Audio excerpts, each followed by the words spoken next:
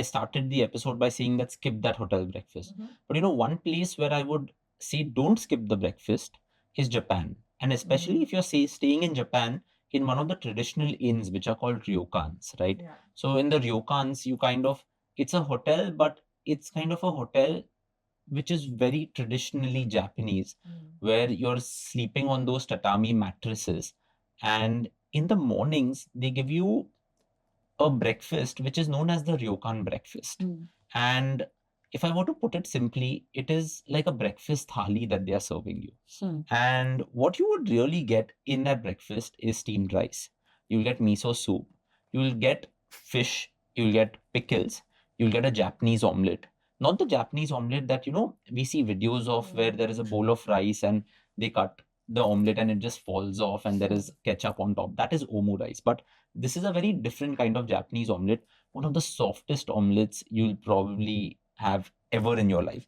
And it is kind of served on tables which are probably this low, right? So you have to sit cross-legged, and it is a whole tradition that they kind of do in one of these ryokans. So the breakfast as such that you kind of get in Japan is at these ryokans is very different to something that you'll get at a hotel. But otherwise, like, I've kind of made it a habit now. Whenever Heta and I travel, you get hotels where you can include the breakfast or you don't include the breakfast. And most of the time now I've just started skipping it. And if you wanted, you can still have it at the hotel, just pay for it extra.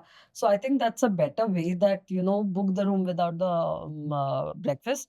And if you really need it, you can do it. But Neil, one question. In Japan, you also need to tell people about the size of the dishes that come in. Were they large size or were they like small tasting kind of size? I mentioned it as a breakfast thali, right? So if you look at independent items at this ryokan, you kind of will get very small pieces, but all of them done together, it is a fulfilling meal. So the idea of these ryokans is that the ryokans are run by families, and the families want to really bond with the people who are staying with them at the ryokan. So they will definitely try to converse with you in English. Their English is probably not as good, and you're trying to use sign language all the time. But one of the best things of that ryokan breakfast is that it is designed keeping in mind how much you can eat.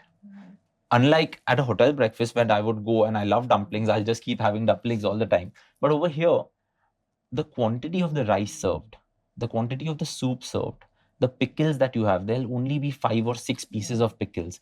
So it is designed in such a way that it is not going to make you feel bloated, but you're also not going to be left hungry. So satisfied.